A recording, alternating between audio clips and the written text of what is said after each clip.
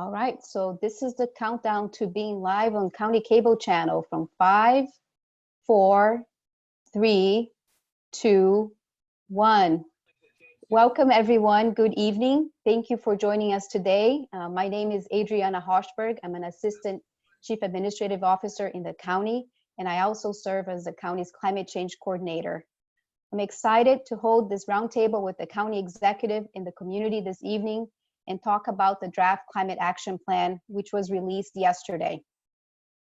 We have with us today, joining us on the screen, members of the community who helped to develop the draft climate action plan.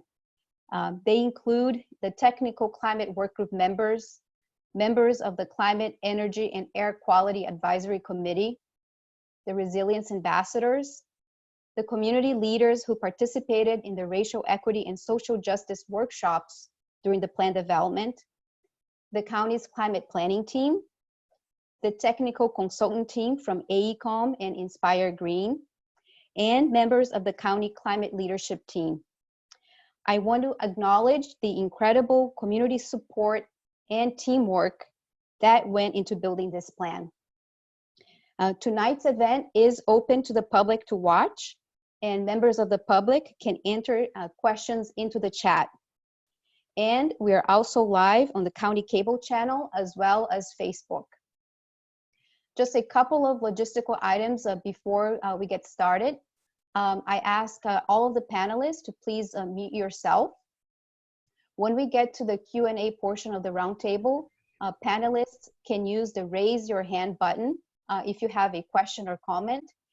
And please wait until we call on you to unmute yourself. And everyone, panelists and other participants can click on the chat button to submit a written question or comment, and we'll try to get to you as well. So just the overview of the roundtable agenda before we dive in. The county executive will kick us off with opening remarks, followed by a presentation from some of the members of the climate planning team on the draft climate action plan. And we hope to dedicate a solid hour, if not longer, for Q&A and discussion with the panelists and other members of the public who are joining us tonight. And once we get to the Q&A section, I will share some more detailed instructions for how that is going to unroll. So it's now my pleasure to be joined by our county executive, Mark Elrich, who will give opening remarks on the draft climate action plan.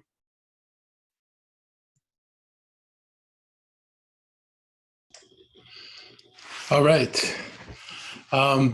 First of all, I want to thank everybody for tuning in tonight. I know that we're probably all getting very tired of Zoom. I think I've Zoomed away many, many hours of my life. I can't even imagine what it adds up to, but it's a way we've been able to effectively communicate in the midst of this pandemic. And it leads one to wonder, if anybody has any idle time, to wonder what it must be like in times and places when people don't have this facility to communicate with each other.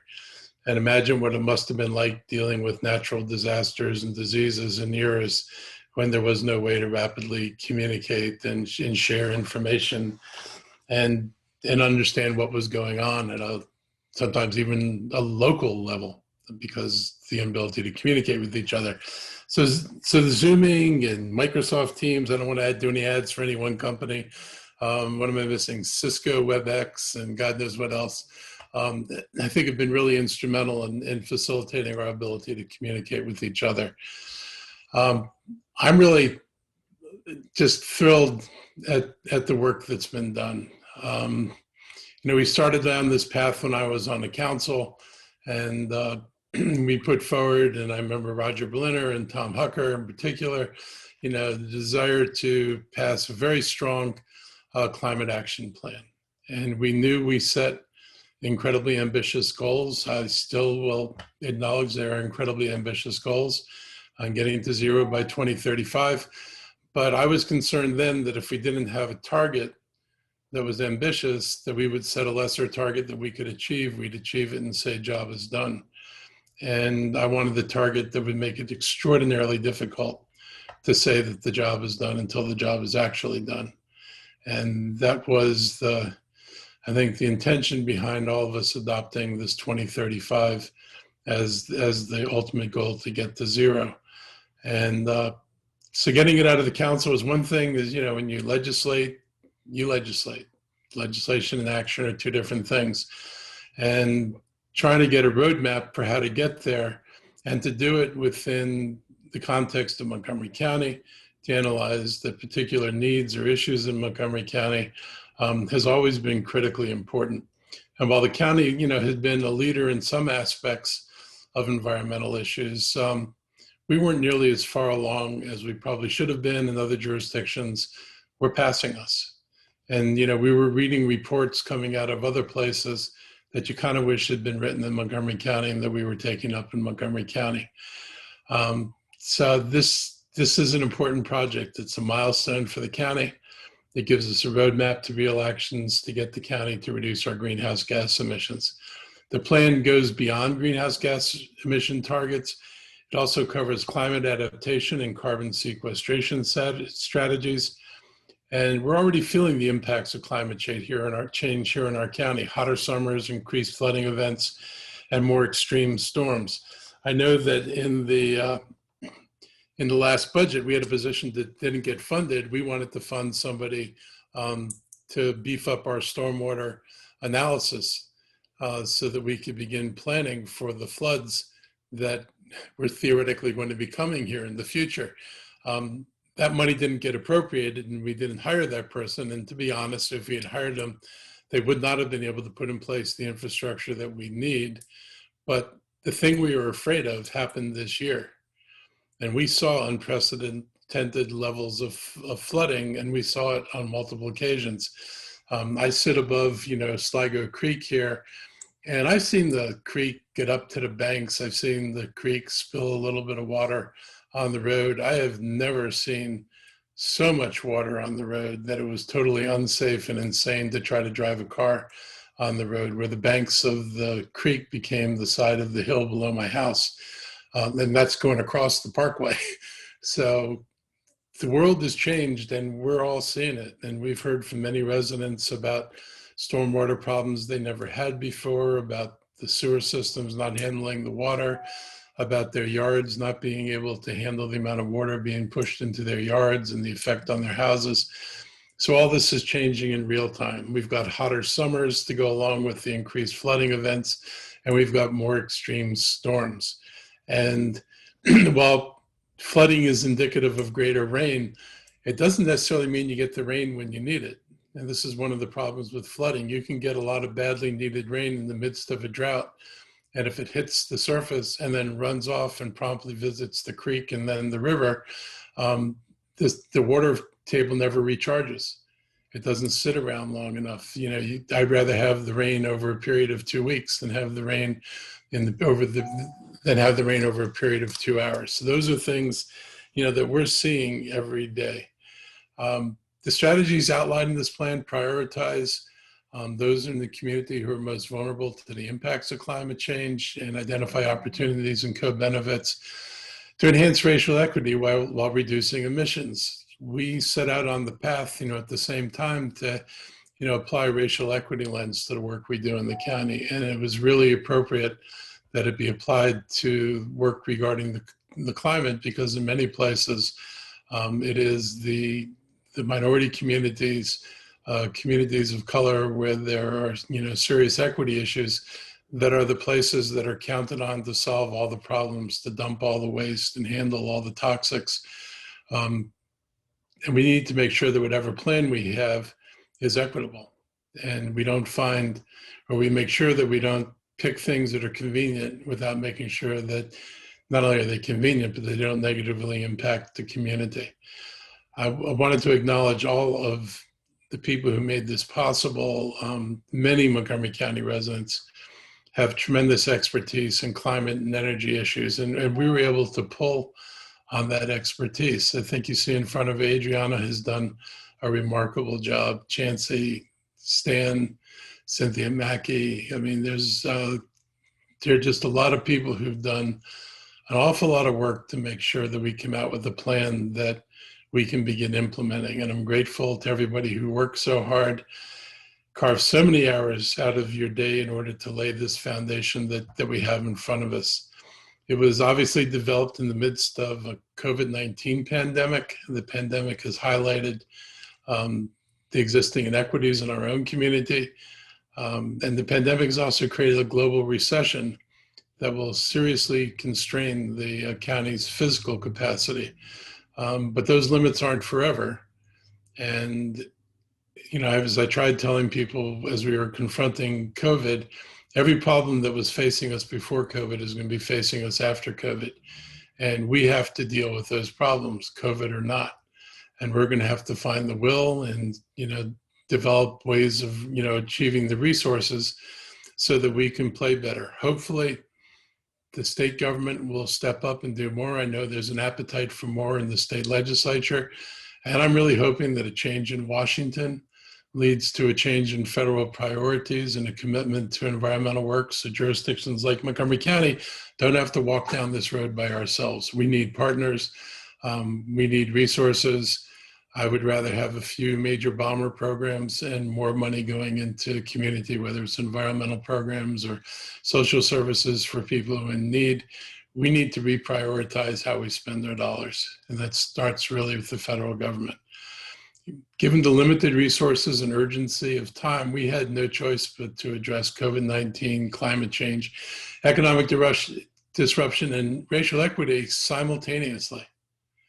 It made a lot of sense to do it, regardless of our physical circumstances, as I said.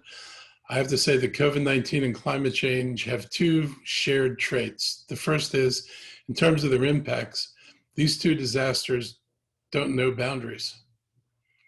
They don't care where you live. It doesn't matter which side of the street or which side of a county line. This is going to affect all of us. And the second thing is, in terms of time, they'll both continue their inexorable march toward horrible impacts for all of us until we do something to stop them. It will just keep rolling until we figure out a way to stop it. And that's the challenge for us, is to recognize that this isn't going away. We're not going to reach some crest and then watch things improve over time. We'll either stand up and figure out what it is we need to do to stop it, or we won't stop it. And it's pretty much as simple as that. We can't address climate change without recognizing the disproportionate impacts. And we need to mobilize the entire community. That's a big part. And I know anybody who's a climate activist has often noted that climate activists don't necessarily comprise the broad swath of everybody within our community. And we absolutely have to do a better job of reaching everybody in our community, because you can't mobilize people if you can't reach them. And you can't assume that because people aren't out there in the streets that they don't care about this and it's not important to them. Sometimes life events takes a certain path that limits what people are able to do. But we need everybody pulling in the same direction. We've got to reach deep in our communities. The recommendations outlined in this plan reflect a future reimagined. It's one in which our buildings and our transportation system and our government processes and consumption patterns and community engagement efforts all are realigned to meet our generation's greatest challenge. I think we've got to find another way of saying our generations, because like I think I'm pretty clearly one generation, but I'm like post 70, and there are at least 2 or 3 other generations in between. So there are several generations who are staring down this same challenge. We're all in it together, whether you're an 18-year-old or you're an 80-year-old. It is bearing down on all of us, and it's bearing down on our descendants. And I've got kids and grandkids, and so the world that they are going to get handed is not going to be a very pleasant world. That is most unfortunate. Although the plan ahead is not going to be easy, it will be a path of opportunity and a path to improve our quality of life while reducing emissions and addressing racial and public health disparities, while implementing climate solutions and strengthening the bonds of community. All those things we can do, and we're going to have to do at the same time. This really is an all hands on deck moment. So I'm really interested in what your thoughts are about the climate plan. We're bringing it to you so that we can include those thoughts and think about what you have to say before we finalize the plan.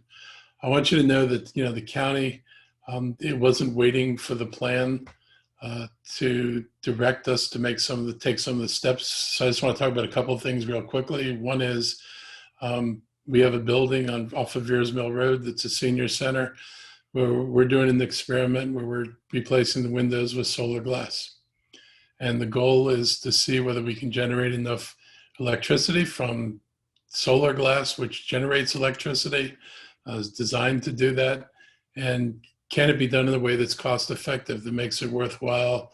Say if I had a regulatory idea to require that future windows had to be solar glass, because when you consider the electricity that was produced, the net cost to an owner wasn't significantly more than just using regular glass.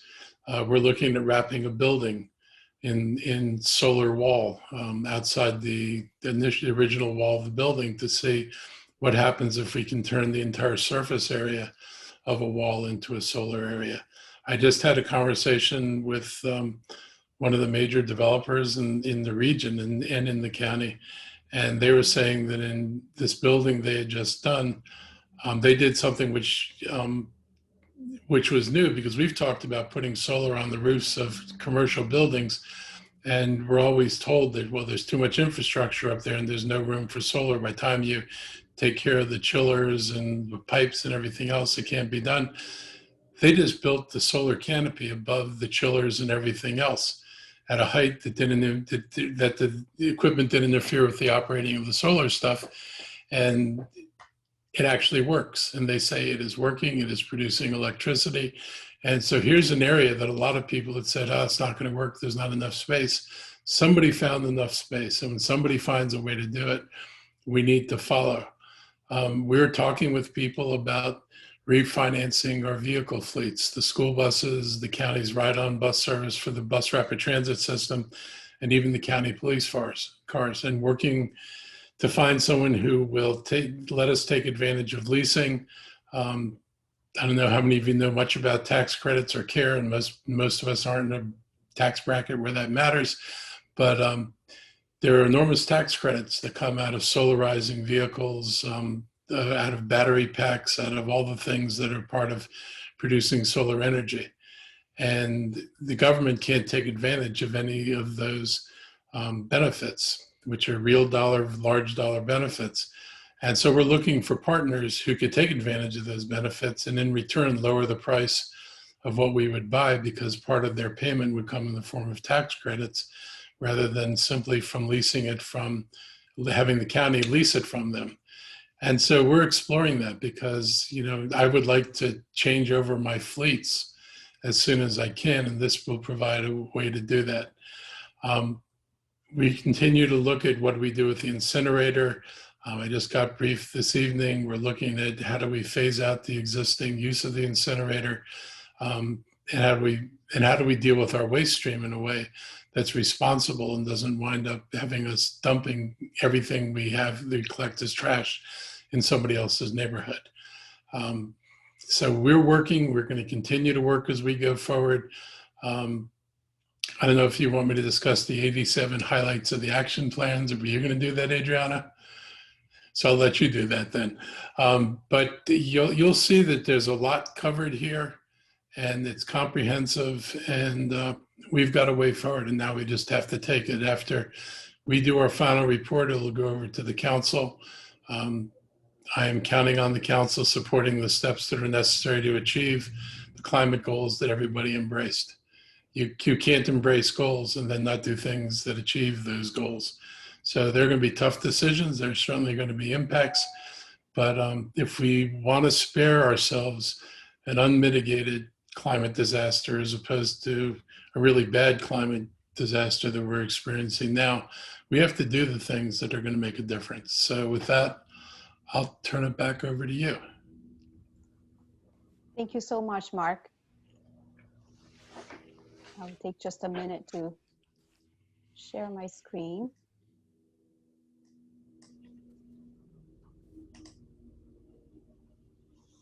Okay, we're up.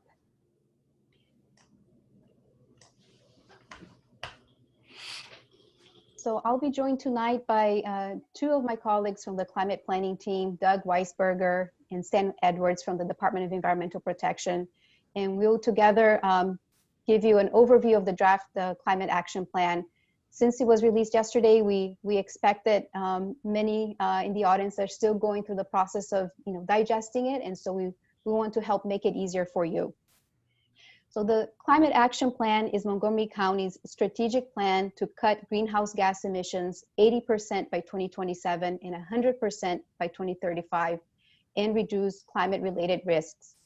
The plan also identifies the county's largest and growing climate hazards, and it includes 87 prioritized actions. The climate planning process was spurred by County Council's Emergency Climate Mobilization Resolution, which set these very ambitious climate goals for our county.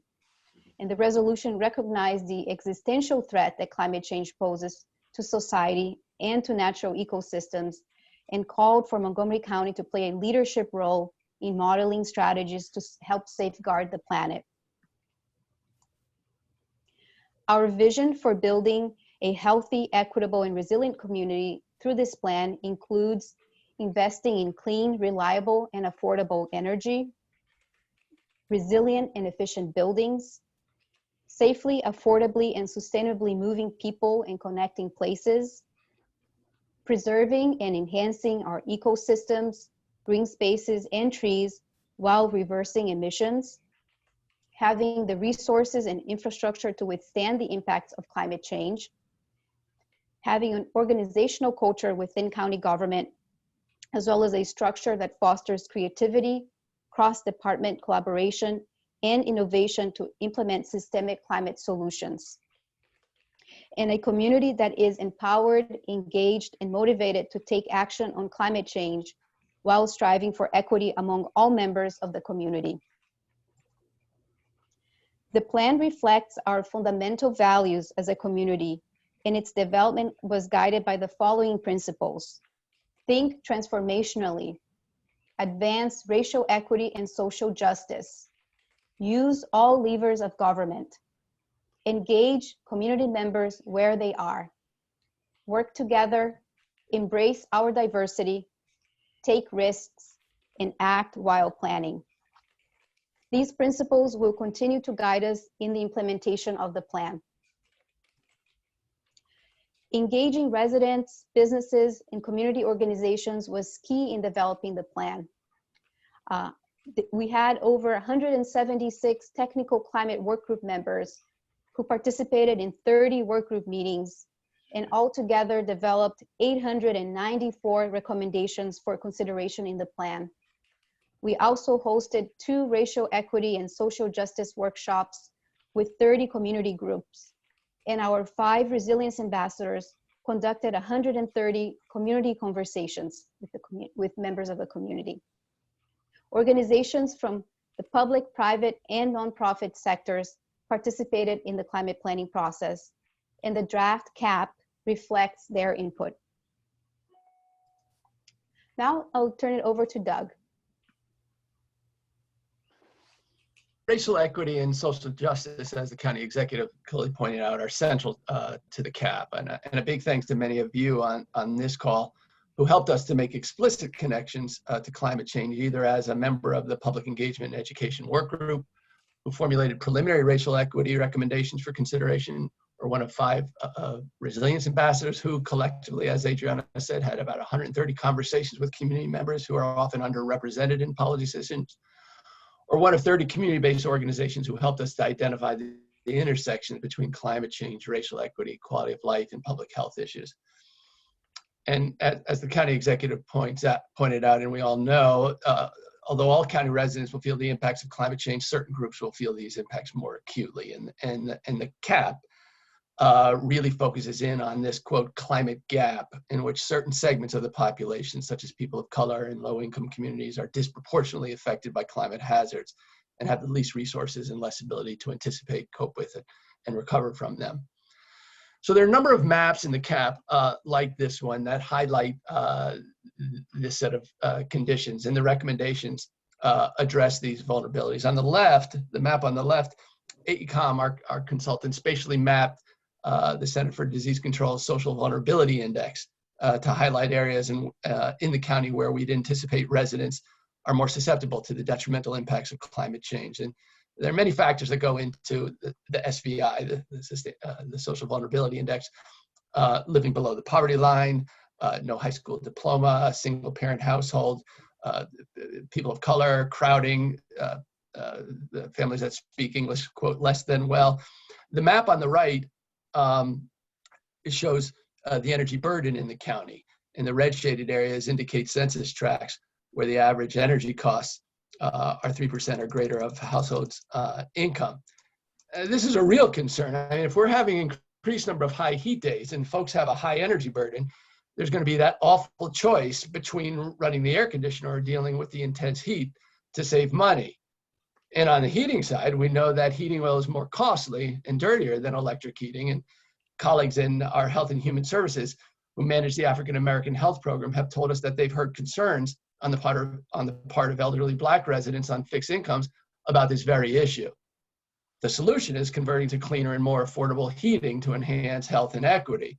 Of course, that then raises the issue of upfront costs associated with making the conversion. And we try to capture these types of issues in what we're calling equity enhancing measures for many of the actions throughout the CAP. Next.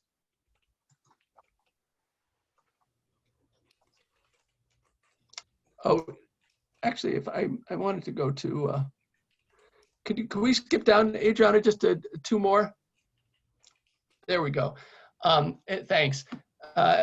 So here's an example. This is just a sort of a snippet from the Climate Action Plan. And it shows B2, buildings, the second action, buildings, electrification code requirements for existing residential buildings. I don't know if you can see it, but under the co-benefits, there's a very negative score because the costs associated with electrification conversions could impact the availability or price of affordable housing, and the cost could be passed on to the renters. So we flag this in the shaded box, suggesting prospective measures to ensure that we're not exacerbating inequities. And you probably can't read the bullets, but one says provide subsidies to low-income households to make the conversion. The other says develop awareness campaign in multiple languages, focus on accessing financial incentives. Could you go back up two more, Adriana, please? Sorry. Thanks. So while there was diversity among the 5 work groups, we felt that it was insufficient and did not fully represent the county's demographic makeup. And it did not sufficiently reflect leadership among organizations that focus on racial equity and social vulnerability. So back in September, we expanded our engagement with many of you who work for organizations focused on public health, racial equity, civil rights, immigrant communities, low-income communities, to get a broader and more diverse perspectives to help shape the equity enhancing measures, ground truth our priority actions, and identify blind spots. And organizations included the Black Ministers Conference, Collaboration Council, Impact Silver Spring, Hispanic Chamber of Commerce, African Affairs and Caribbean American advisory groups, the Interagency Commission for the Homeless, to name just a few, as well as the county's Department of Health and Human Services and representatives from its African American Health Program and Latino Health Initiative. And we also launched as pointed out, the Resilience Ambassadors Program this past summer with 5 young adults in high school and college, a number of whom are on the line here. And we designed this program with the same goal in mind, to bring in more diverse voices and perspectives to help us connect the dots between quality of life and health issues, particularly among underrepresented community members. And these charts summarize the key issues and priorities that were identified through those conversations. And I'm not going to go through all of them, but just highlight a few, sort of like lack of financial resources to bounce back from hazardous events like storms, misinformation due to language barriers, being at the mercy of landlords, pedestrian bike safety. I mean, that's an important one. If we're encouraging folks to get out of cars, we need to improve public transportation safety. And some of the quotes sort of just bring this, that we heard from those conversations, that we pulled from those conversations are sort of the trade-off between health and well-being and cost, and immigrant households' fear of being apprehended. Next. And high utility costs, lack of health insurance, food insecurity, distrust of government. These were all issues that were articulated at these meetings. You can see there are a whole host of issues that might, even at first blush, seem like outside the realm of climate change.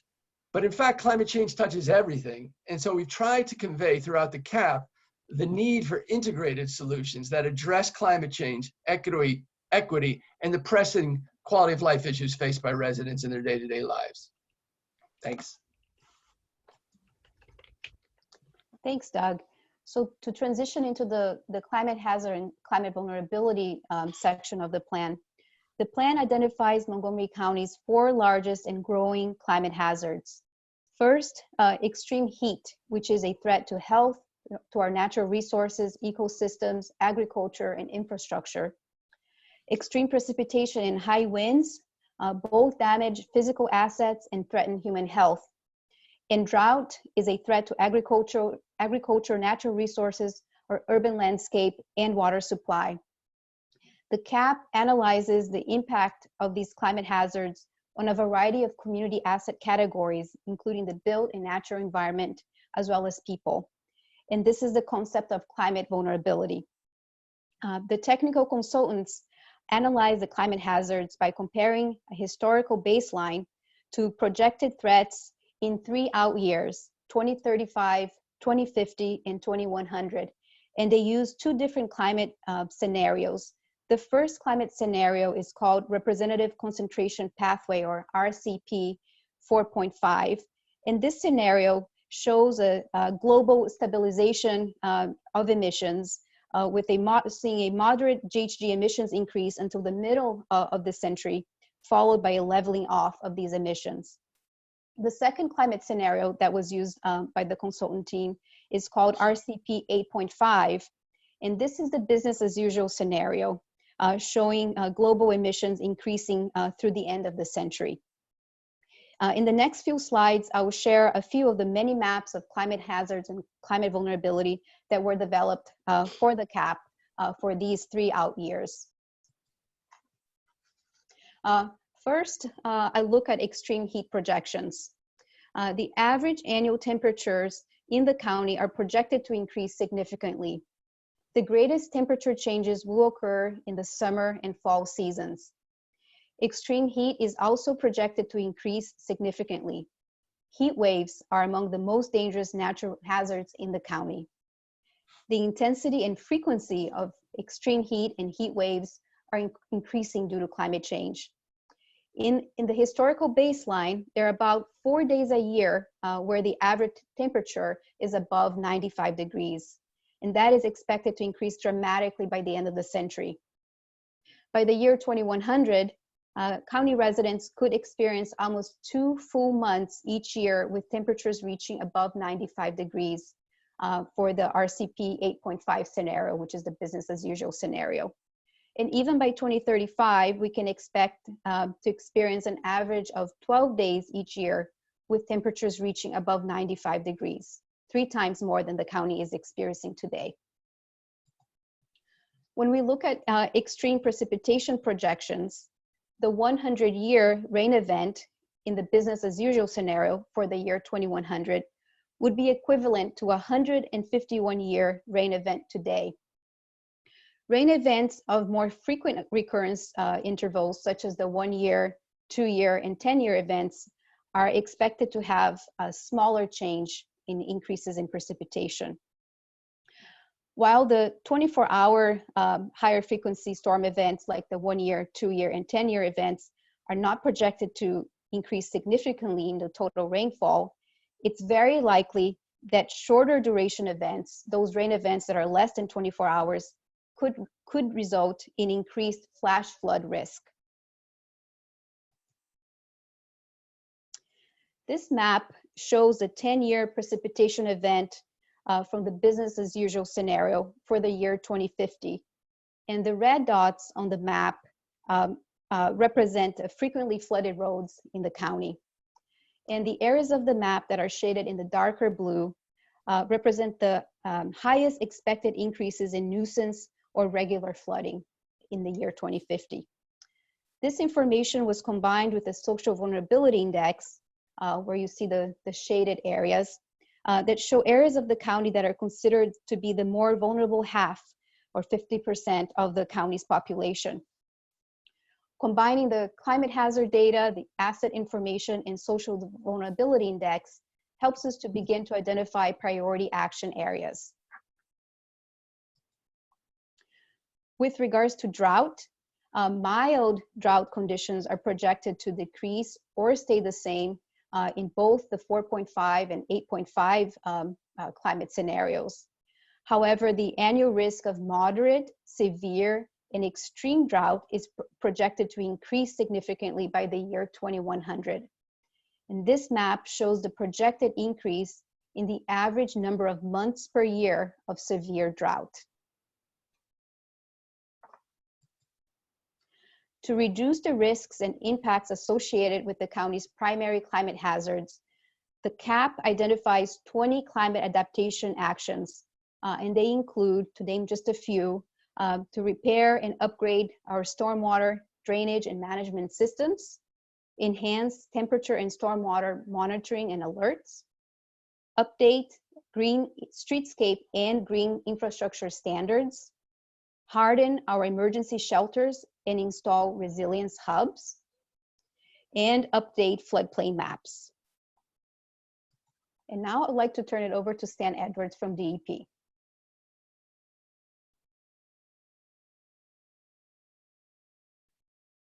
Thanks, Adriana. So in addition to climate adaptation, one of the primary functions of the plan is to figure out how we're going to achieve our goals of 80% reduction in greenhouse gas emissions by 2027 and eliminating greenhouse gas emissions by 2035. And the starting point for this is on your screen now. It's the county's measured GHG emissions in 2018. This inventory we do in conjunction with the Metropolitan Washington Council of Governments. And it's done using what's called the U.S. Community Protocol for Accounting and Reporting of Greenhouse Gas Emissions, which is a widely used protocol by communities to measure their greenhouse gas emissions. It doesn't measure all the sources of emissions in the county, and I'll talk about that in a minute, but it measures the major ones as shown here on the screen. And you can see of the things that are measured, there are two areas in particular that dominate our greenhouse gas emissions, and that is transportation, which is the orange bar, and energy use in buildings, which is the pink bar at the top. And so our climate plan will focus primarily on these two areas, because if we don't tackle these two areas, then we will not have a chance of meeting our goals. Next slide, please, Adriana. So we start with trying to figure out what are our emissions going to be under what's called the business as usual scenario. So that dark line at the top is the business as usual projection. And what that is estimated expected emissions with no additional climate mitigation measures other than some actions implemented at the federal level related to vehicle fuel efficiency and some programs that influence regional travel volumes. So that's our starting point if we didn't do anything. And the dotted line is, of course, our goals. 80% reduction by 2027, elimination of greenhouse gas emissions by 2030. Next slide, please, Adriana. So starting from that business usual projection and building off the recommendations of the climate work groups, the climate team identified strategies and actions that would be necessary to reduce emissions from the major sources identified in the inventory to meet our goals. And the climate team used a tool called the Climate Action for Urban Sustainability, or the CURB tool, which was developed for C40 cities, which is a consortium of cities from around the world who are trying to tackle climate change. And we modeled these actions to identify what are called emission reduction pathways necessary to achieve our goals.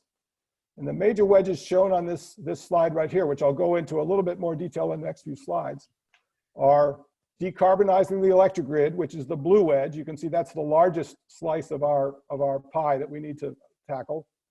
Reducing emissions from the transportation sector, which is the orange wedges on this graph, and reducing emissions from the use of natural gas and other building fuels in buildings, which is the pink wedges at the top. So let's look at these a little more closely. Next slide, please, Adriana. So the first wedge, which is the biggest, is decarbonizing the grid. And this will make up a significant portion of our greenhouse gas emissions, and also affects both the transportation sector as we look to electrify the transportation sector, and the building sector as we look to electrify buildings. So decarbonizing the grid is really a fundamental action that we have to take. And the actions discussed in the plan, there are three major categories. One is community choice energy. Absent a renewable portfolio standard or a requirement at the state level that utilities provide us with decarbonized energy, the county needs to do something on its own. And community choice energy is a promising option where we essentially become the supplier, the electrical supplier to electric customers in the county. As a choice state in Maryland right now, a customer can go out right now and buy clean energy, but voluntarily doing it isn't going to get us the reductions we need. So if the county can become the supplier and supply clean energy, that's a way to reduce the carbon in our electricity supply. On-site solar is also another tool that we can use. So there are recommendations about incentives and recommendations for private facility and public facility photovoltaic systems on buildings. So those are the primary strategies in the energy sector. In the building sector, so buildings use obviously electricity to power many things in the building, but they use other fuels, natural gas to heat, and there's still some use of fuel oil and propane in the county. And we need to eliminate the use of these fuels if we are going to reach our goals. So the strategies are, of course, related to existing buildings and new construction. And the actions relate to electrification requirements for existing buildings and setting new standards for new buildings that require them to be net zero buildings, all electric and don't use natural gas. These charts are a little hard to see, I know, on your screen. Probably you see the pie chart at the bottom.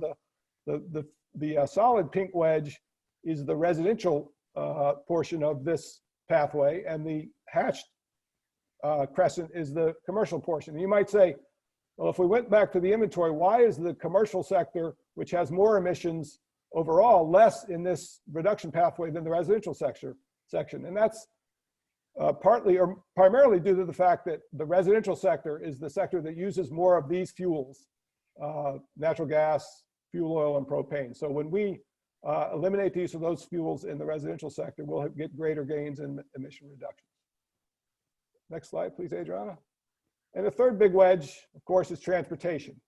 And this is made up of two primary things. One is what's called passenger mode shift, and that's expanding the use of public transportation, getting people out of their single occupancy vehicles and using public transit and active transportation, walking, biking, scootering, all the various things that are being used now.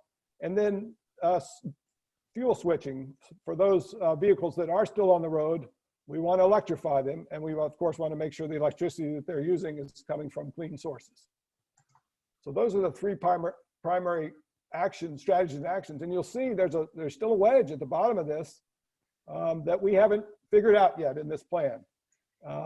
And we will need to do further studies and analysis. And this covers things like aviation, off-road emissions from off-road equipment, industrial processes like wastewater, use of refrigerants, some agricultural activities. And so further study is needed on these things to understand them better and to come up with recommended actions on how to address them. And we do have some additional reduction strategies we could pursue related to carbon sequestration. I'll talk about that in a minute. And even carbon offsets. Some communities can't figure out a way to reduce all the greenhouse gas emissions from the community, so they buy carbon offsets to offset their emissions. And that's a possibility, although generally one that's not favored. We prefer to reduce emissions as much as we can. Next slide, please, Adriana. So I mentioned that there are some emission sources that are not measured in the county's GHG inventory, but these are important emissions and things that we'll have to tackle. The plan does start to talk about them and figure out ways to measure and reduce them, but it isn't the focus of the plan because it's not something that is generally within the county's control as much as the things we talked about in the previous slides. The two primary ones fall into two buckets. One is consumption emissions, and that's the emissions that are made, that are generated from the things we buy, the food we buy, the clothes we buy, everything that goes into our house, all the products we buy.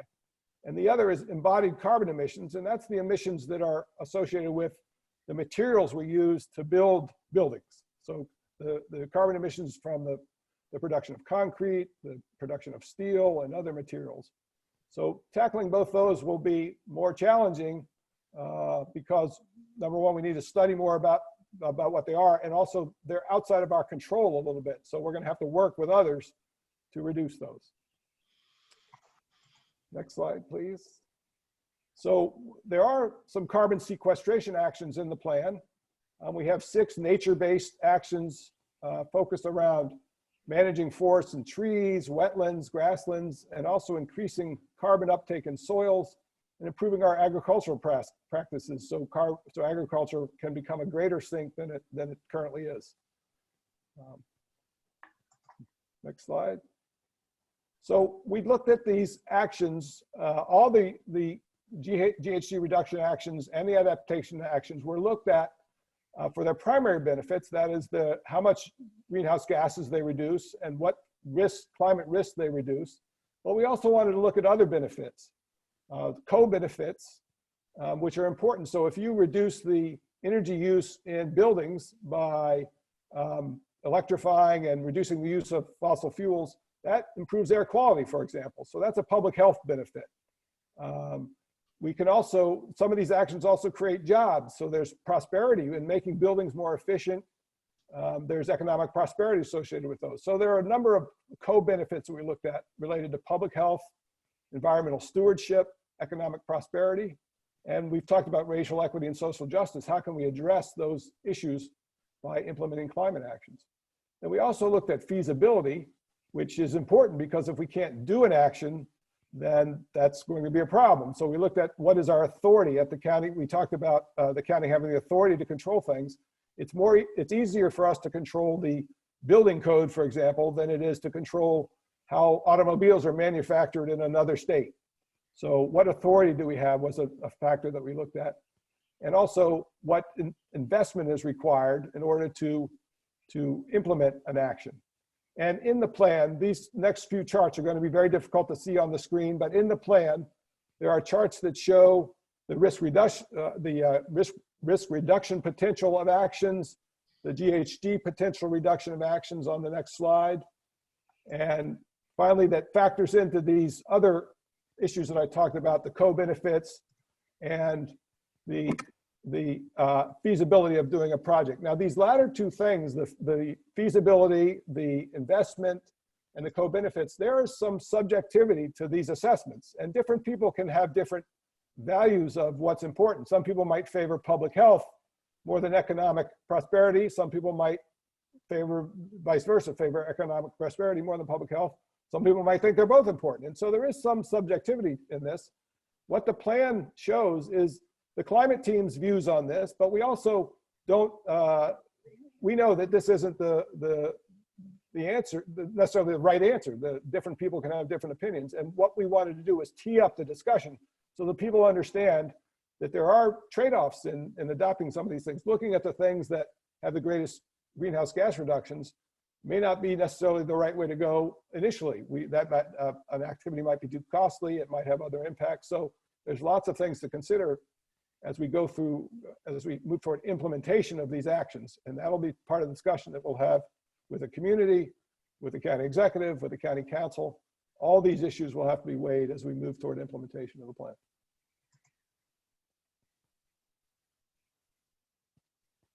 So the CAP includes 16 actions related to governance. And what we mean by this is organizational structure and culture, staffing, technical capacity, as well as processes and decision-making that will, in many ways, sort of institutionalize climate change considerations and provide the foundation and capacity to implement the actions in the CAP. And in fact, we've jump-started some of these actions already. This past spring and summer, for example, we had in-depth climate change training for about 170 of the county's most senior officials, sort of a precursor to a climate academy. Climate ambassadors are now being designated. And OMB, thanks to the help of a number of you on the line that were on a work group, and has now started to embed climate considerations into the budgeting process. And And we know we need to figure out how to fund the CAP through innovative financing mechanisms and partnerships. So we need to stand up a work group to think that through. And we need to evaluate all our planning and processes to leverage climate change action. Sort of procurement comes to mind is a key area, right, for this, where we can help sort of green the local economy by incorporating green specifications and contract bids for products and services. Next. And public engagement, partnerships, and education. The success of the CAP is based largely on the degree to which community members are actively engaged and participating. And we need to conduct a robust outreach campaign based on evidence and research, including elevating the importance of health in messaging, coordinate and amplify our efforts through some sort of communications coalition, walk the talk regarding racial equity, and institutionalize authentic and inclusive community engagement that creates new entry points for residents to be involved. We need to build a statewide coalition like Colorado and Virginia are doing to influence state climate policy, like the Renewable Portfolio Standard. In fact, we've already started to talk with other jurisdictions about this, and there's definitely some energy among like-minded jurisdictions to act together to create some greater influence at the state level. We need to engage residents through the arts, not just charts and graphs. And there are a lot, you'll notice there are a lot of blank spaces in the CAP for local artwork. That's our local, that competition. So we need to engage people spiritually, emotionally. And we need to embed climate change more deeply into the school curriculum and classroom. And MCPS was a great partner involved in a lot of these work groups. The upshot here is that we need to rethink the way we have traditionally conducted outreach and engagement. To create resonance and spark broad-scale action, which is necessary, we need to co-create engagement efforts. And that means sharing in the decision-making process so that we're working together with community members to identify barriers to action and tying climate work to their immediate quality of life and health issues. Thanks. Thank you, Doug. So now I'm going to bring this presentation home. So the CAP also includes a number of other sections that are listed here. It includes a robust list of actions that individuals, homeowners, renters, and businesses can take to reduce emissions and increase resilience. It also references the proposed new general plan, Thrive Montgomery 2050. The timing of the general plan update, which overlaps with the drafting of the CAP, enables these two major planning efforts to coordinate with and complement each other.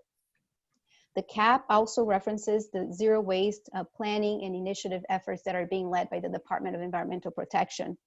While solid waste accounted for about 2% of the county's greenhouse gas emissions in 2018, it's an important area for continued improvement in both emissions reduction and environmental stewardship. The plan also includes a section focused on the remaining emission sources and potential reduction strategies for those sources. There's several important points to highlight when it comes to paying for climate action. Implementing many actions in the CAP will require substantial financial resources, and county government resources alone are not sufficient to fully implement the climate action plan. Implementing the actions in the plan calls for commitment from both the public and the private sector while leveraging state and federal government resources. The county will need to creatively pursue actions that provide multiple benefits. And finally, while the costs of implementing the CAP are high, the cost of inaction on climate change will be even higher. While the climate plan is being finalized, the county is making progress on a number of things that make sense to pursue immediately, which the county executive covered, so I won't go over them again here. We recognize that our approach is going to need to be flexible, that some actions may change as CAP implementation begins, and new actions may be required over time. And we also recognize that implementing many of the actions in the plan will require additional studies and analysis, developing new policies and programs, a need for funding and innovative financing, as I just mentioned, tough conversations, and political support and cooperation at the local, state, and federal levels. There are a number of ways that you can provide feedback on the draft plan. When you access our climate page, which is montgomerycountymd.gov/climate, you can complete a brief survey, which is available in 7 languages. We also encourage you to participate in the Climate Action Plan Art Contest, and that is going to be open through the end of January. And the contest winners, their entries will be reflected within the final plan, within the pages of the final plan. We also have upcoming in January a virtual information hall that will help the plan come alive in an interactive way, as if you were participating in an actual town hall. It's a pretty neat tool. Look forward to unveiling that in the coming weeks. You also have the ability to submit questions or comments to our climate inbox listed here. And we have a number of upcoming CAP events to engage with the community on the draft plan, including the Climate Youth Town Hall, which will be taking place in February. All of our upcoming events are listed on our website. The public comment period on the draft plan will be open through the end of February 2021, and we anticipate releasing the final CAP in the spring of next year. So now I'd like to go ahead and transition to the Q&A segment of the roundtable, and we're running right on time. So what I'm proposing is to divide the next hour into 3 20-minute segments so that we can kind of group and theme the questions. So the first 20 minutes, we're asking for questions and comments and feedback related to greenhouse gas reduction actions and related approaches. The next 20 minutes will be focusing the conversation on climate adaptation and climate vulnerability, with the final 20 minutes open for any other or general comments and questions. So to start, I would like to see if there are any members of the panel who have their hands raised, and we can start to, once we call on your name, you can unmute yourself and ask your question. I also recognize that many of the panelists have already, and others have already started entering questions in the chat. And so we'll get to the chat as well during each of these 20-minute segments. So Adriana, I believe we have a question from Walter Weiss that was among the first to come in. It's not clear that that is necessarily on greenhouse gases, but perhaps he would like to proceed and ask his question.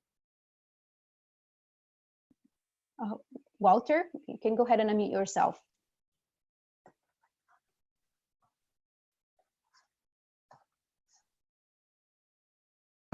Yeah, so I guess the most pressing concern of mine is in terms of drafting legislation for implementing the CAP. Is this going to fall to the county executive, or is it going to fall to the county council, or some combination of both? I can start. I think that is a shared responsibility. The county executive and departments are already have a number of pieces of legislation in the works. To give an example, the Department of Environmental Protection is currently drafting a building energy performance standard for existing commercial and multifamily buildings. That is one of the 87 actions in the plan, and that bill drafting is already underway, and we anticipate submitting it to the county council early in 2021.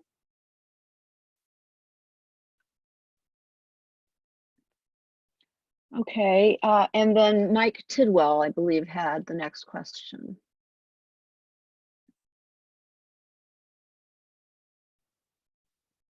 Mike, can you unmute yourself?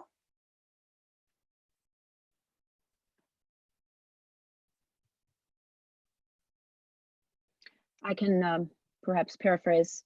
He had indicated there was a poll that said that Montgomery County voters support major climate action in the county within the next 6 months. Maybe it isn't really a question. he was just informing us. I believe he had one a little bit later in the chat as well. And just to clarify that we did want to say that we have many, many questions and we may not get to all of them, but we will be responding to them on the website as well. And so Diane Cameron, I believe, is the next panelist who had a question. Diane, can you unmute yourself? Yes, thank you. My question is, why does this document omit the proposed no new highways recommendation that came out of the transportation demand subgroup? And I quote from a really important document that came out of and I was on behalf of the TAME Coalition, Transit Alternatives to Mid-County Highway Extended.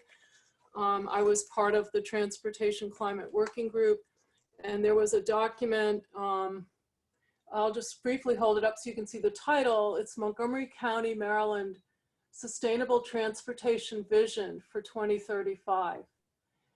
And this was from the Transportation Demand Management subgroup.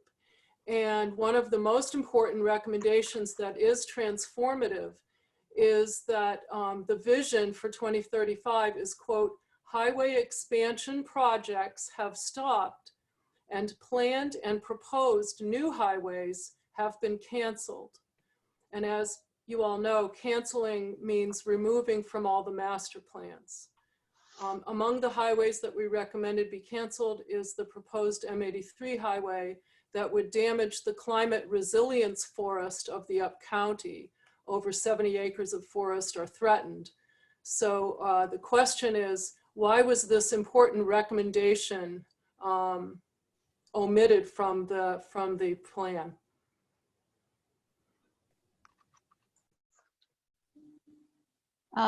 I can start, and then if Sandy has anything to add, go ahead, Sandy. I think that, part of getting to zero is, taking actions that, we have some level of authority or control over, that we can say that, if we do this, it will reduce emissions. Something like mandating that the state stop highway expansion is something that we certainly support, but is something that we don't have direct control over. And so I think that is why that was not one of the sections, one of the actions that was prioritized in the plan, although we recognize the need to advocate for changes at the state and federal level.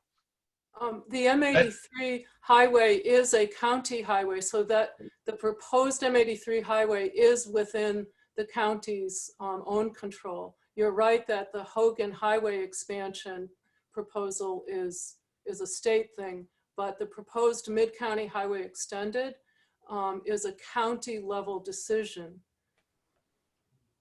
And Diane, I did want to add that the consultant team did take into account every single recommendation of both the transportation work group and the other work groups.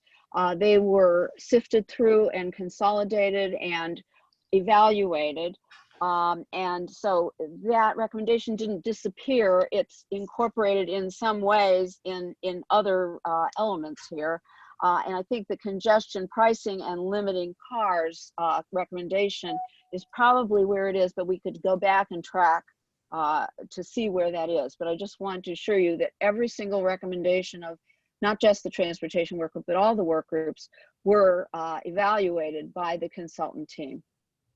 I thought I heard someone. Yeah, it was me. Oh, sorry, Mark. Go ahead. So I agree with Diane. I would probably, add language because there's not a justification for, particularly for another new highway. I mean, doing the Beltway on the east side of Wisconsin Avenue would be a major environmental disaster. Coming down 270 and adding 2 reversible lanes is probably doable. But once you get beyond that and you start doing, 2 lanes in each direction with separators, that may also not environmentally fit, but it's certainly, with no question, it does not fit on the Beltway part. And M83 is not a road I ever supported. I do not support now. I tried to kill it numerous times, and I wouldn't mind having language in here that says that road should not be built. And just to reinforce what Marcus said, there's no ongoing work planned, funded, contemplated, or underway on that project. Okay, so let's, we want to get as many of the questions in as we possibly can. Diana Yance had the next question, I believe. If you could unmute yourself.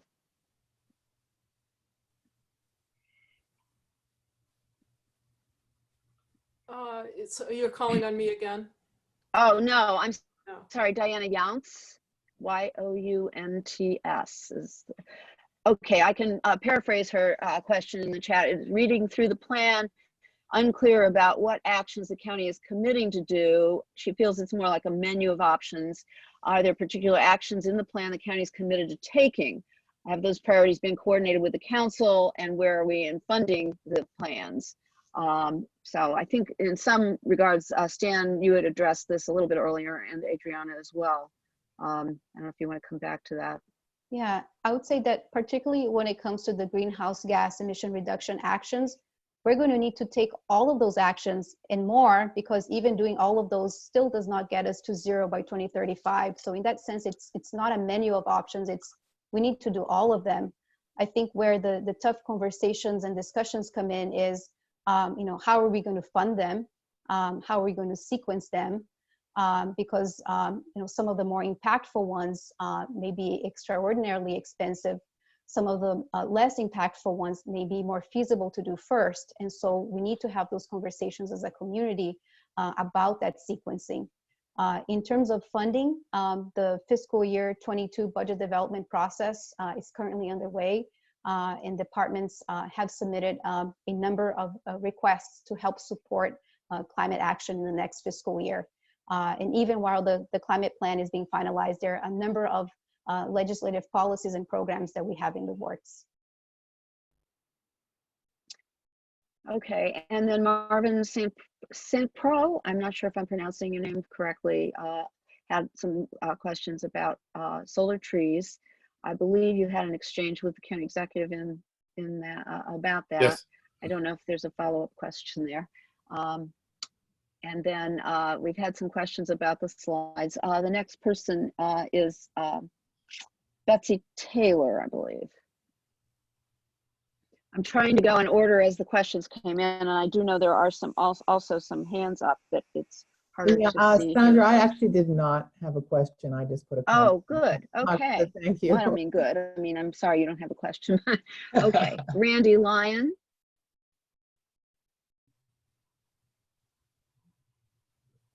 So I actually didn't really have a question, but I would really like to thank the county. I think this is an exceptional piece of work, and I think county executive's leadership has been tremendous. But I had the good fortune to work with Adriana and her team and the department level folks, and I think it's just been an incredible effort. So I really want to thank you. And you're getting lots of questions and people raising fine points, but I think you guys have really shown incredible leadership here that's leading at a national level and probably even at an international level. This is really exceptional work. So that was my only comment. Good. I'm glad I called on Thank you. Karen Metchis.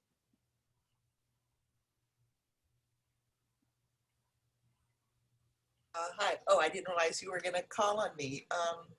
So I've been wondering about how the analysis was done on the precipitation and how it's informing your priorities for adaptation. I'm a little confused about the numbers that were presented in the presentation versus my quick perusal of your plan. If it's okay, can we hold this question until we get to the adaptation section? Sure. Just for the next 8 minutes, Okay. we're trying to focus on questions related to emissions reductions and No problem. actions. I have a question. Thanks. We'll get back to you. Okay. Let's see. Philip Bogdanov. What is the Sure. county doing to, well, go ahead. I guess I will spin this. My question was, given that somewhere less than 5% of the table crops that we eat in this region are grown in this region, we are extremely vulnerable to disruptions in the transportation network to increasing costs of diesel fuel, et cetera, et cetera. And we have a gem in the ag reserve that I think we need to protect every square inch of agricultural land. And I'd like to see or understand what the county is doing to kind of promote the development of agriculture. There's also an opportunity to convert from commodity crops to table crops and potentially sequester even more carbon in the soil through that method. So I'd like to see that kind of thing beefed up in the plan.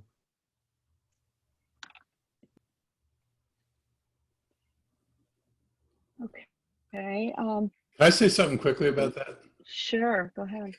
I mean, I've had this conversation with a number of farmers, and I mean, the big issue is there's a market for the crops they sell, and they don't look at this region as having much of a market for crops they don't know are going to be able to get to market. And their big fear is a lack of distribution and a lack of preset sales. Whereas they know if they grow corn and that the other stuff they do, they know where it's going to go. They don't know where if they turn their land over to row crops, that they're, or consumptive crops for people, that there's going to be a market for it. We've had discussions about that. We've talked about setting up, just as a starter, a simple ordering database where if you were a restaurant, you could solicit a farmer to say, grow you a certain amount of chives during the spring season. So a farmer would know that if he puts that in the ground, this restaurant's going to take it off. But they're very risk averse, and I don't have the ability to order them to grow what crops I think they should be growing. So I think this is going to be evolutionary, but we've got to encourage them to look at new steps. Thank you. Okay, thank you. I believe Helga Lewis may be next. No, I'm sorry, Herb Simmons is next, and then Helga, I think. Hi, and thank you. I see there's over 200 people. I'm wondering if you did the calculation, you probably save a few tons of greenhouse gases by us sitting at home rather than driving tonight. So that's one small step for climate, I guess. But I'm concerned because it appears from a quick reading of the report that you're taking sequestration as an offset or as part of the emissions goal. And that's entirely contrary to the wording and the spirit of the resolution, which says transform the climate by reducing greenhouse gases by 80%, and initiate large-scale efforts to remove excess CO2 from the atmosphere. They're two separate streams.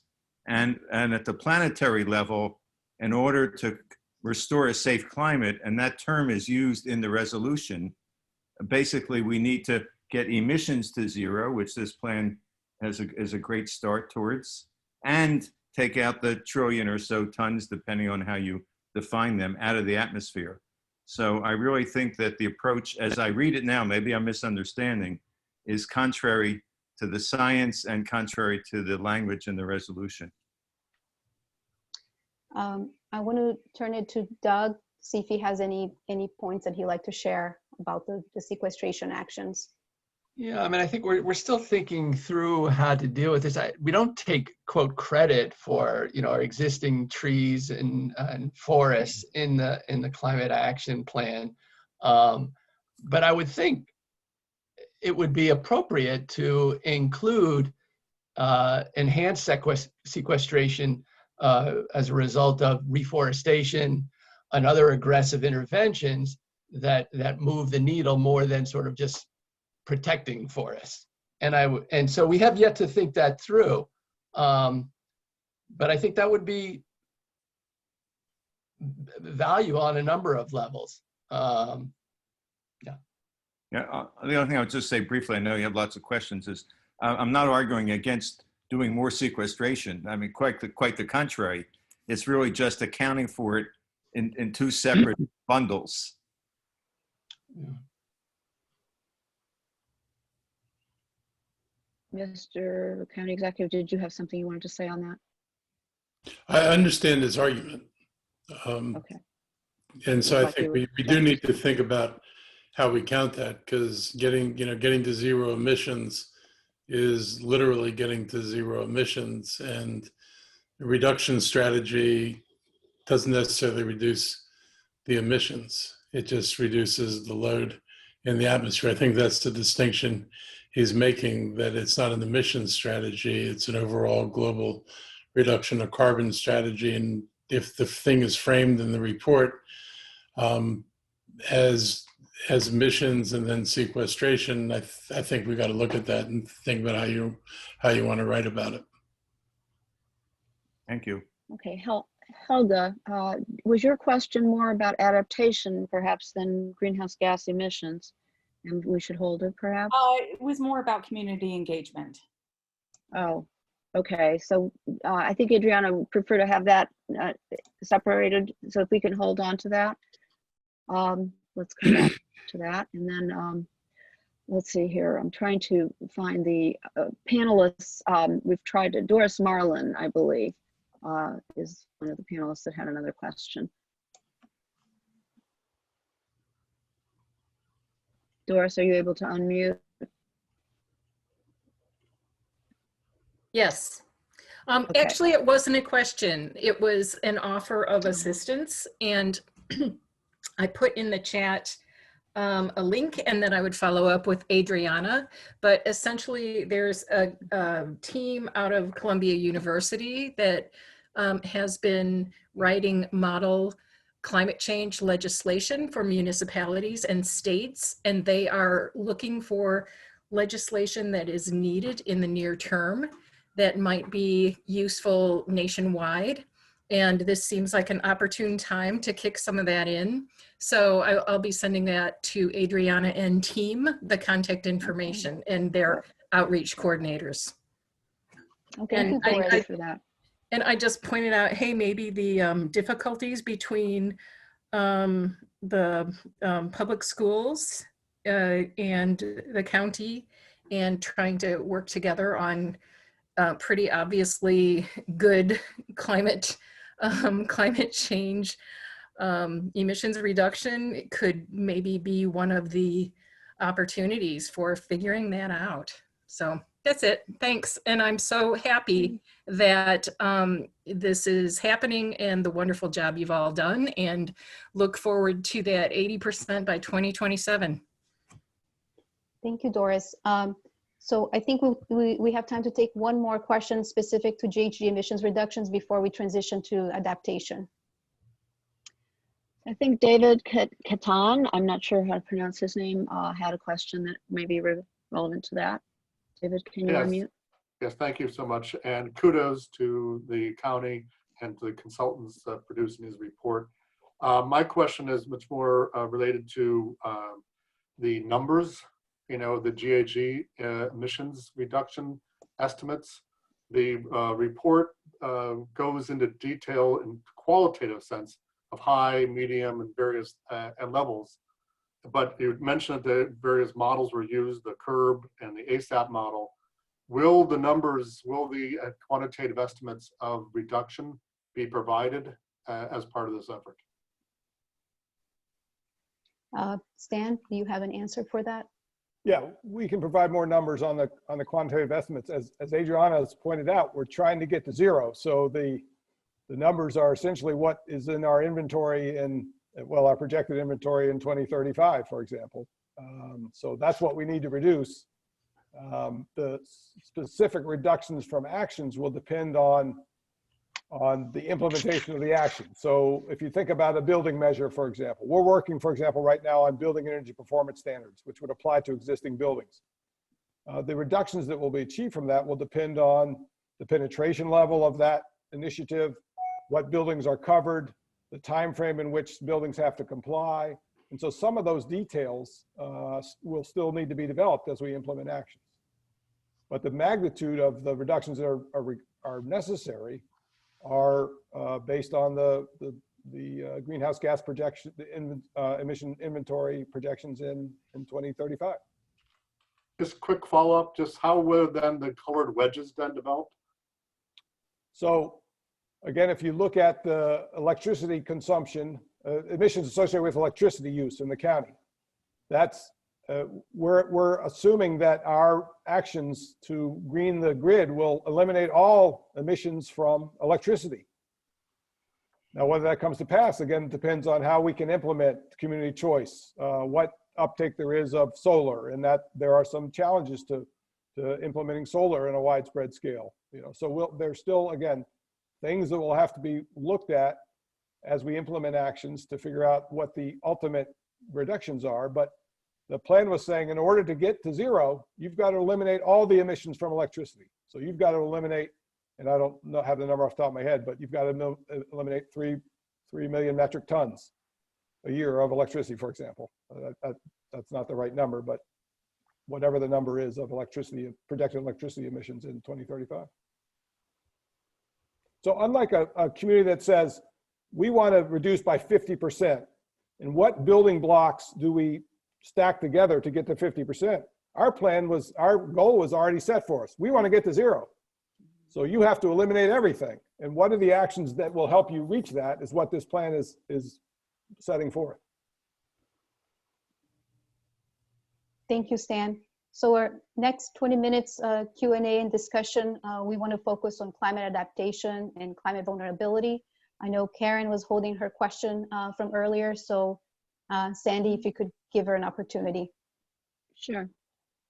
Karen, can you unmute? It is, I will add, it's a little difficult to sift through the questions and determine which ones are adaptation only. So if I call on you and you don't have an adaptation question, then please let us know. Yeah, so I've just been trying to decipher what you've done around precipitation. Your presentation showed some odd numbers about down the precipitation expected in the long term from some kind of modeling that you've done. First of all, I find that a little suspect, but second of all, I don't understand how that fits into your actions that you're proposing. So that's my first question. And in perusing the actions, first of all, I assume, are they in priority order, or are they just all sort of equally considered a priority? The actions listed in the adaptation section of the plan are listed in order of climate risk reduction that they offer. Okay, from most to least. Yes. Okay. We do have some members of the consultant team on the line with us that can help answer your precipitation model questions. Mm-hmm. Okay. Yeah, so I'm, I haven't studied it very carefully. So I just am not seeing really addressing the undersizing of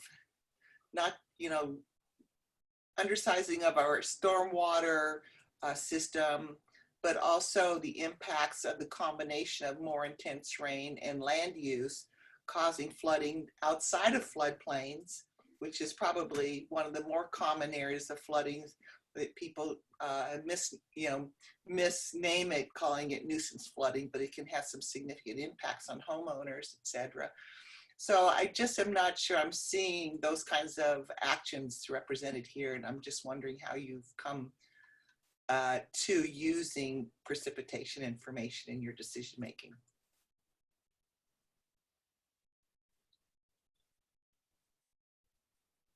So I think if Emily is on the line and can help answer some of the questions about the precipitation model.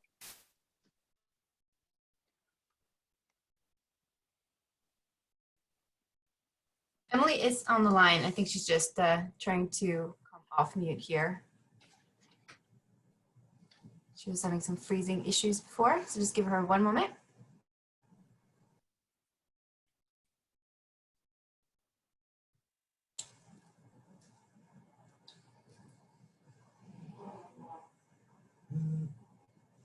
Okay, apparently Emily's unmute button is not working. I don't know if the county team has an opportunity to try to help her unmute herself, but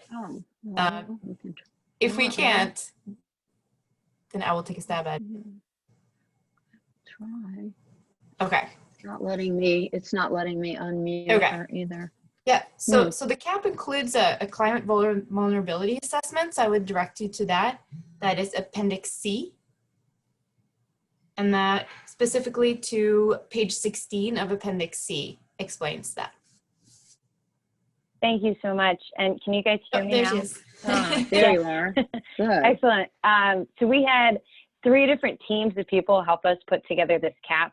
We were a joint team with the county team as well. So we had folks focusing on the greenhouse gas emissions reduction. We had a whole climate team, which included GIS modelers and folks who helped develop a tool called Forecasting Local Extremes.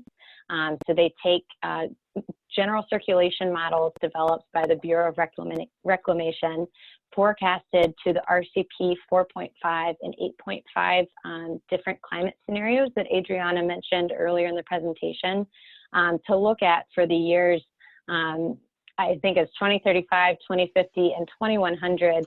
What is the projected increase in precipitation for the entire county? And these general circulation models kind of look at a global level, how do we expect precipitation to increase? And so it's very high level, looks at large tracts of geography. And we were trying to take that data and downscale it to Montgomery County specifically. So that's why you see the little grid squares for the climate maps of projected increase.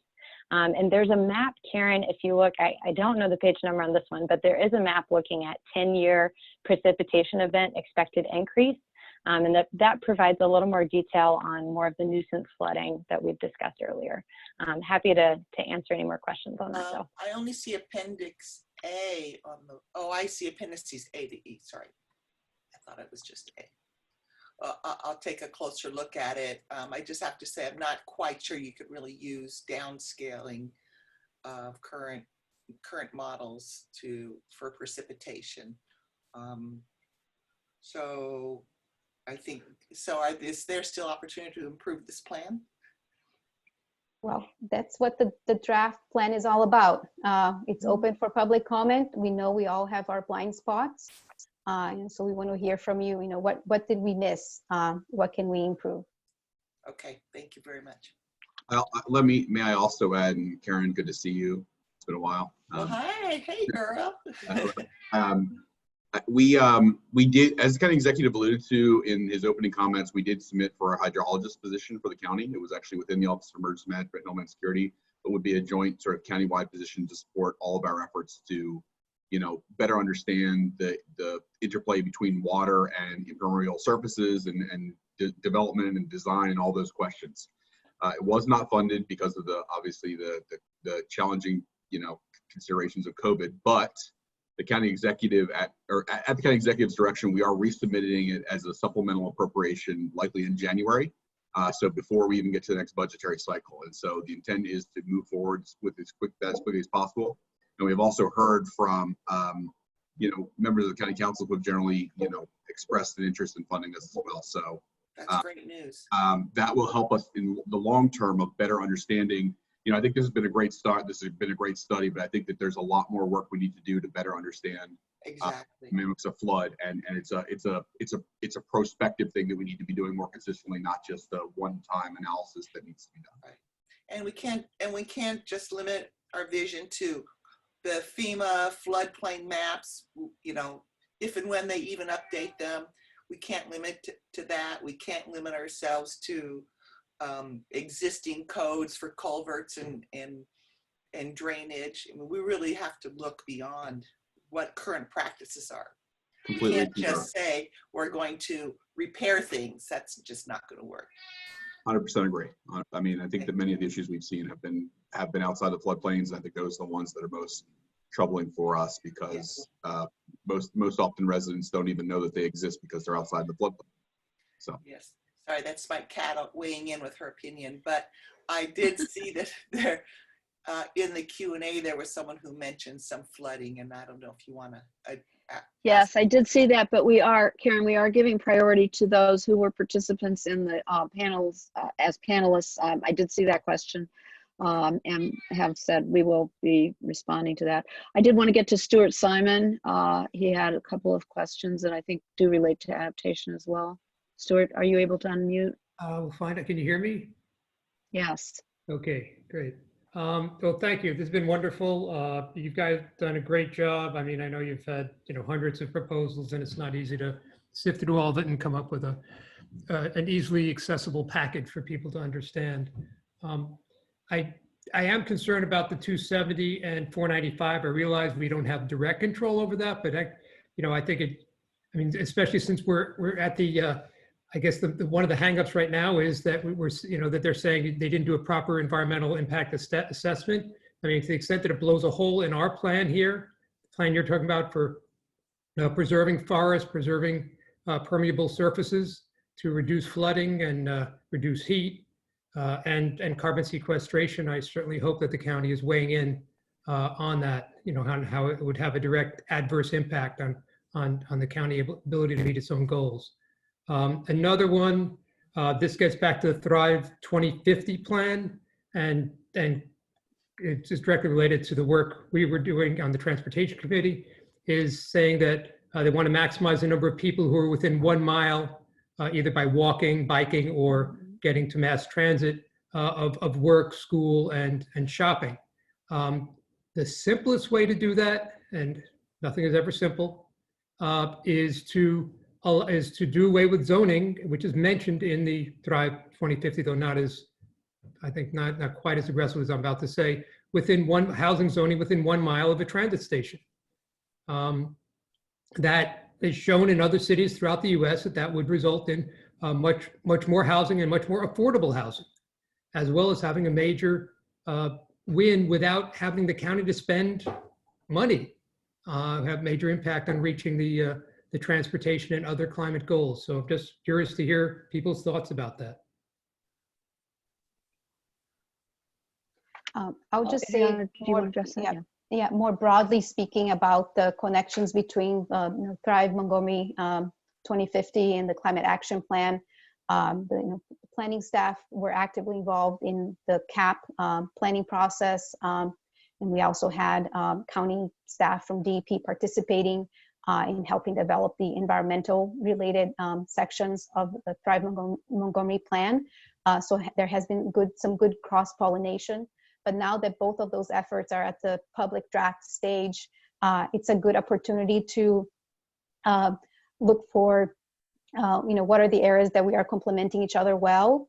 Are there any gaps that need to be addressed? We obviously don't want to replicate, one plan's recommendations in its entirety in the other. They have different timelines of goals, and the Thrive Montgomery 2050 plan is a bigger picture land use plan. But I think there's certainly opportunities to look for ways that they can be more closely integrated. And if I could say, the very last question I had was to say this low-hanging fruit based on what's going on right now. Remote learning, telehealth, and basically to enshrine what's happening, and the pedestrian malls have been created. And I certainly hope that folks, take advantage of this special time, unfortunately, unfortunate times, but special in that it created changes that people thought would take years. But let's not don't lose this opportunity. Make sure to, put out legislation, regulations to enshrine what's happening, which does have a significant impact on reducing greenhouse gas emissions. Yeah, absolutely. I think we've certainly learned a lot, and telework has been one of the silver linings of the pandemic, and we've underscored it in the plan, I think much more so than we would have otherwise, now that we recognize how widely it can be used and how it has helped to reduce vehicle miles traveled in the county. So we do reflect both teleworking as well as the shared streets concept in the plan. Thank you. Okay, Sylvia Tagnetti, I believe she has a question with regard to, related to adaptation. Sylvia, can you unmute? Yes, hi, thank you. Okay, I'm proud to have contributed to the to the sequestration report, and it was really nice to see the forest conservation and restoration at or near the top of the actions that have the greatest co-benefits cumulatively. So I wanted to echo Mark's question, the question Mark raised when he opened this session. Why, other counties, including Frederick, have strengthened their county forest conservation laws to achieve no net loss. So can we do that too? Doug, do you want to speak to that one?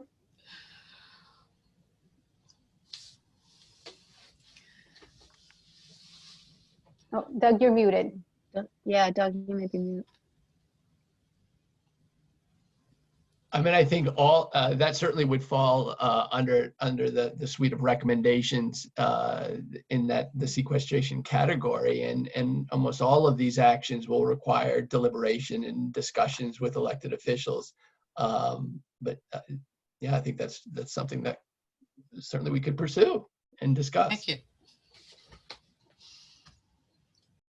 Okay, I think Stephen Sylvan may have a question related to that.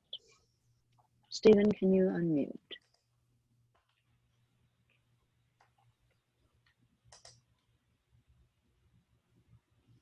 Maybe Stephen isn't able to.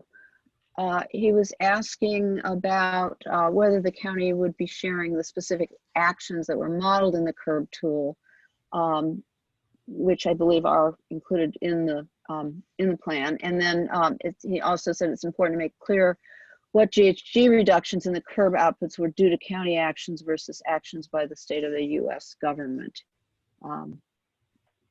So it's, I guess, a question / comment. And then let me see who else here. Mike Tidwell, did you have a question related to adaptation?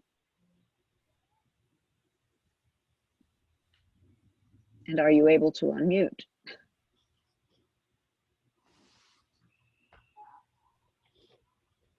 He was asking about specific pieces of county legislation that would be coming in the next 6 months.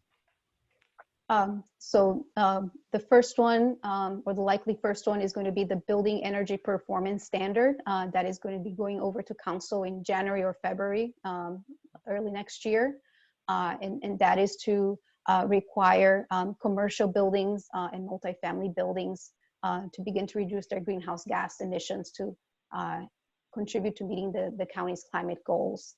The Department of Permitting Services is also getting ready to send over the 2018 International Green Construction Code to the council for adoption, and that should also be going over early next year.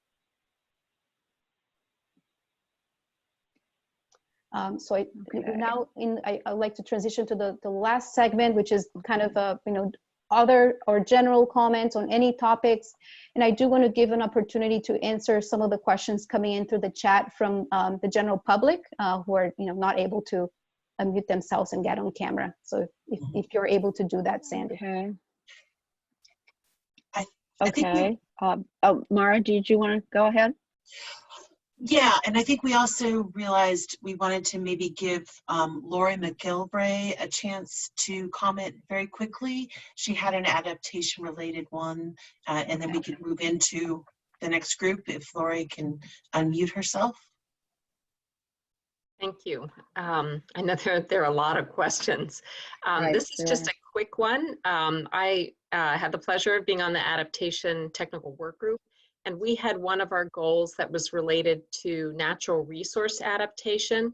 So I read the plan quickly, so maybe it's there or somewhere I missed, but it seemed like all the adaptation was really related to humans, communities, and infrastructure, and not natural resources, and how natural resources, we need to be mindful of their adaptation, both from the negative impact of more invasive species, but also loss of species, vegetation through climate stressors. So just wondering whether I missed it or what your thoughts were on a natural resource adaptation action or actions.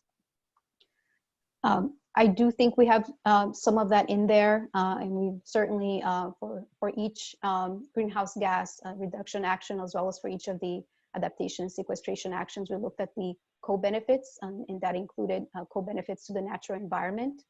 But I would have to take a look at that specific recommendation that came out of the adaptation work group to see where it landed. Okay, so we had kind of going through in order. We had an anonymous comment at the very beginning that there's some concern that or criticism of the draft plan, that it is a lot of recommendations but doesn't have a clear legislative plan and some real teeth to it. And we also had a question from Elizabeth, and I apologize for mispronouncing your name, SHWE Shui, asking about why it took also such a long period of time after the declaration of the emergency in 2017 to come up with the draft climate plan. So I thought maybe those could be lumped together. Okay. I joined the county in March of 2019, so I cannot speak to what happened before my time. I do know that the county staff were very invested in the work even before I arrived. But we have moved very quickly to get this draft plan out. From prior work experience in this field, I've worked with jurisdictions where getting, just a GHG emissions reduction plan can take 3 years, where an adaptation plan can take 2.5, 3 or 4 years. And we are getting both of them together, draft publicly out in 18 months. So I'm very proud of that pace of effort. The staff, worked incredibly hard and smartly to get this plan out. And I think in terms of the question around the legislation, I think it's as I mentioned earlier, it's going to be a shared responsibility between the executive departments and the county council to take leadership and to implement the actions that are listed here. Great. So we had a question from James Ballard. He spoke about the need for energy storage, and I'm just going to read it very quickly. There's a need to store 100 hours of the county's energy demand to achieve an 80% reduction in fossil fuel use, and a need of 3 months of storage to get to 100%. And he talks about how the CAP relies on increasing the electric grid's net metering, and asks how could we add a discussion in the report on the most important requirement and roadblock for us to achieve this objective, which is related to, I believe, energy storage. So that was his comment. And he has some more information from Stanford in the link, which we've captured. So next, we had a comment from Gautami Palanki, who lives in a community in an HOA that has experienced heavy precipitation and damaged several residential units from a flash flood. None of the damages were covered by insurance, and is wondering, are there incentives available to HOAs to manage stormwater more effectively? And how are parks mitigating runoff from increased precipitation events to avoid increased damages to surrounding private property? So I'll let a quick answer on that one. The climate adaptation section includes a number of actions related to reducing risk from flooding, including requirements that are building code related, as well as incentives and information to help people learn about how to purchase flood insurance, for instance, as well as looking into what are the locations in the county that are most prone to flooding, and what are some ways that the county can assist financially with those properties. I just want to interject. I'm sorry, we did tell Helga, since we're sort of getting over into the community engagement end of that as well, Adriana, I was just wondering if we could come back to Helga Lewis's earlier question on community engagement. And after that, we could also take David Blockstein's question, please. Okay. Thanks, Sandy. At first, I want to say I was so happy to participate in 2 of the work groups, the transportation and the community engagement and community engagement and communications work group. It was really meaningful, and I have developed many friendships, and I think that advocacy will go a long way in the near term and long term. I have to say, after looking at the plan, I was really, really disappointed that all of the health frame that we developed in the evidence-based communications work group was virtually omitted from the plan. It was one paragraph, and it didn't even accurately reflect what we developed. And on behalf of the subgroup members that I worked so hard with for 4 months to pull all the research and look at other communities and look at CDC and look at EPA, and our frame is actually being looked at the federal level, and yet it was ignored, and I don't mean to misrepresent what this plan is intending, but it feels like it was ignored in this plan. And without that community engagement piece, no matter what recommendation you put forward, if you don't have community buy-in, you're not going to be successful. And I just want to stress how important it is to have the right frame. And we know that this works because it's worked in other communities, and we developed something really meaningful. And I would ask you all to take a closer look at it again, because it's a really critical piece of the puzzle. Apparently you have someone there who agrees totally with you. Yeah, Coco always agrees with me. Helga, I just wanted to chime in on that as the co-chair of that work group, and like incredibly grateful to your work and the communications experts who were also on that group. And as Adriana said, this is all about improving the plan, and it was we're trying to create these trying to distill lots of the recommendations into more bite-sized components was challenging. And so if we miss something like fundamental, we need to correct that.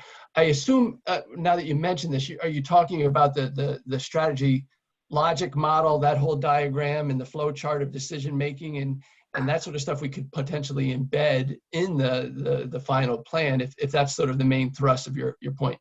Well, so everything was salinated into one paragraph, but the paragraph didn't even accurately reflect the work of the subgroup. Mm-hmm. And we did develop the logic model, which was our, overarching strategy for how to build community engagement and effective communication. But we also did the process flow through which every recommendation could go through. So which recommendations actually make it into a community education campaign and which ones are omitted. And none of that was included. And so, just from the standpoint of a number of professionals spending a significant amount of time to really thoughtfully present something to the county that would be not only meaningful, but would work, we felt that this plan really ignored the thrust of the work that we did. I appreciate that comment, and we can certainly fix that. And as someone who would be involved in the community engagement efforts, we would clearly draw on those documents as a key resource. But I think to make it explicit, perhaps with a hyperlink to the plan, is valid, and I regret that was omitted.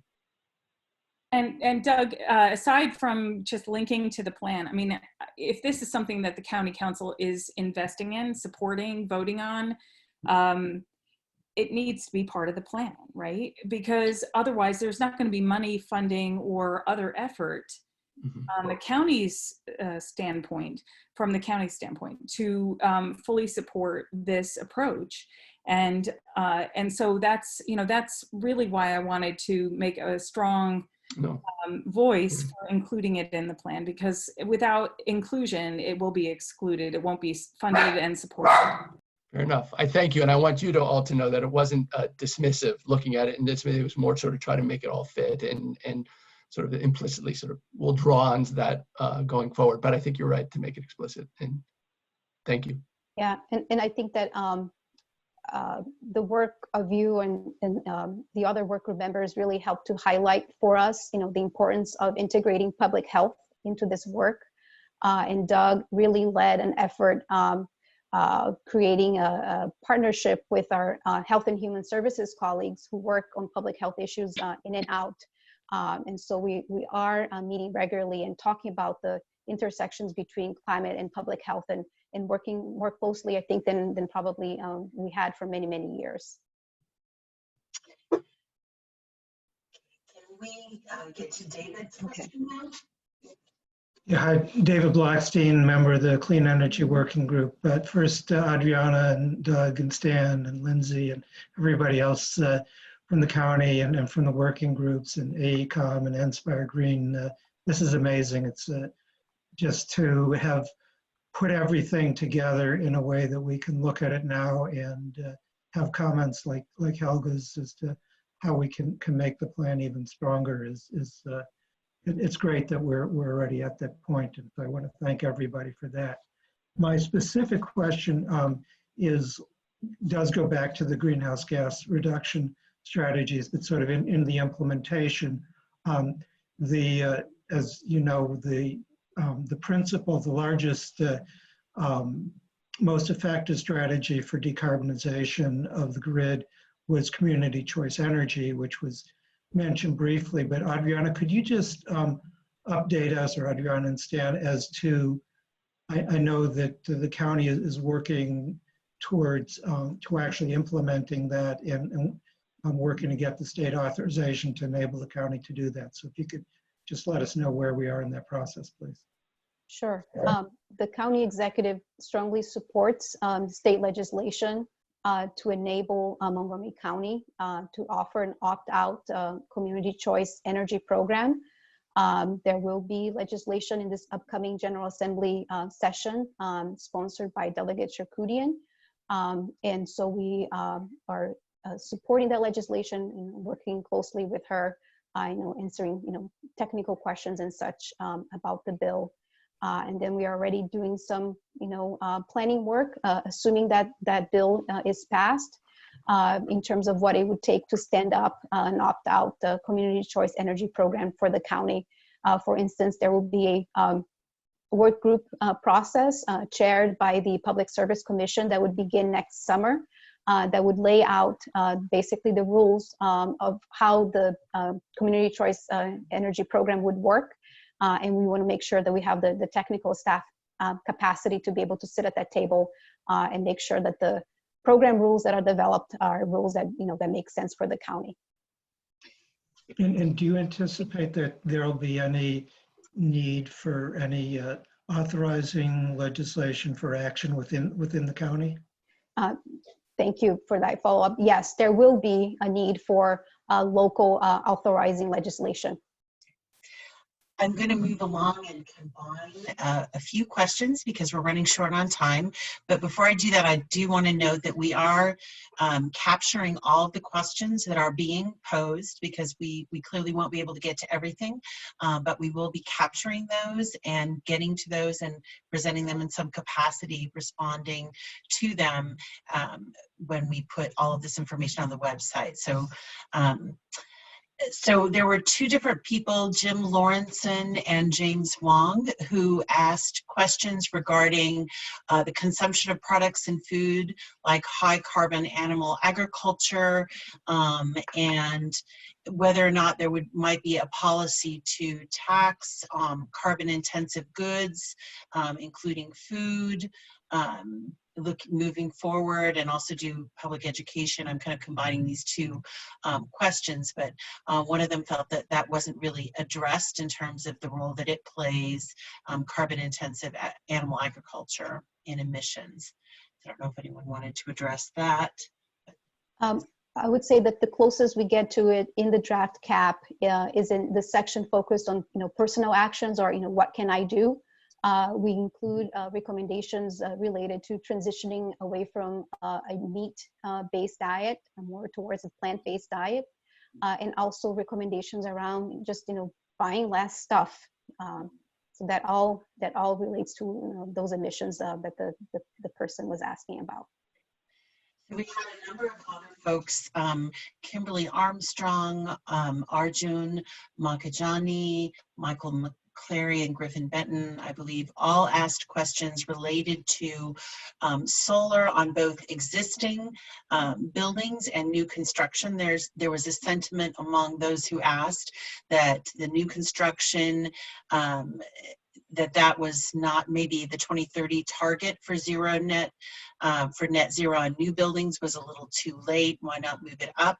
And also questions about, given the impact of existing housing stock and the challenges of converting that, whether there might be incentives provided for homeowners, and business owners of multifamily housing. Stan, would you like to take that one? So there are recommendations related to incentives for solar and also requirements for solar. With respect to the energy code and the timing of that, the modeling in the plan assumed 2030, but working with the county executive, he's asked us to accelerate that. So we're working on a building code path that would recommend getting to net zero quicker than the 2030.